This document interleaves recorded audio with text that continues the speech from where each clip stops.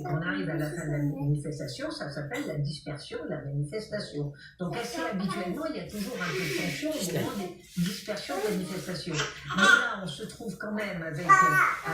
on parle de 3 000 ou 4 000 personnes,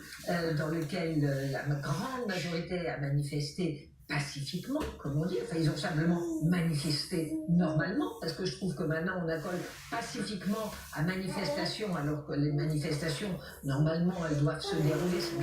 qu'on soit dans des affrontements directs avec la police, bien, et que, au lieu de se disperser au moment où ça se termine, c'est-à-dire qu'ils ont accompli ce pourquoi ils sont venus à Paris et leur itinéraire qui a quand même duré 4 heures, ils restent là. Donc d'une certaine façon, ils sont complices des casseurs.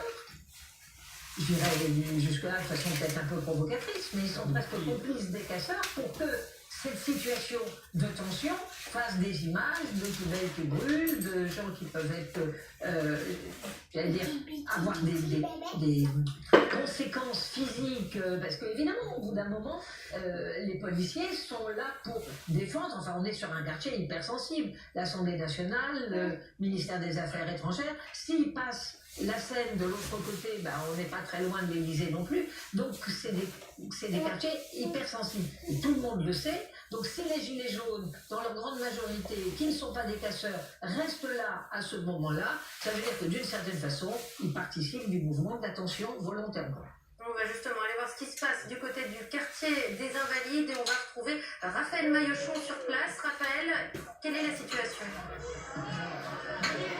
Oui, vous le voyez effectivement, une grande foule, un gaz lacrymogène lancé, énormément de personnes cagoulées égantées ici, une situation qui est assez compliquée et tendue, puisque les forces de l'ordre viennent d'avancer ici, le message est clair dans la dispersion ici de l'esplanade des Invalides. Vous entendez ces grenades de désencerclement alors qu'ils tombent véritablement une pluie ici de gaz lacrymogène. Certains manifestants qui se saisissent de ces petites ogives de gaz lacrymogène et les relancent une nouvelle fois sur les forces de l'ordre. En tout cas, ce que j'ai pu voir tout à l'heure, c'était une pluie de cailloux, de divers projectiles qui arrivaient en direction des forces de l'ordre, des CRS et également des gendarmes mobiles ici qui ont progressé de plusieurs dizaines de mètres, qui ont avancé ce canon à eau pour faire face à ces manifestants qui leur lançaient des projectiles, des manifestants ici qui arrivent à casser parfois certains bouts de cailloux, en faire des petits bouts de cailloux et de projectiles pour les lancer sur les forces de l'ordre. Mais en tout cas, vous le voyez, les gaz lacrymogènes continuent d'être lancés.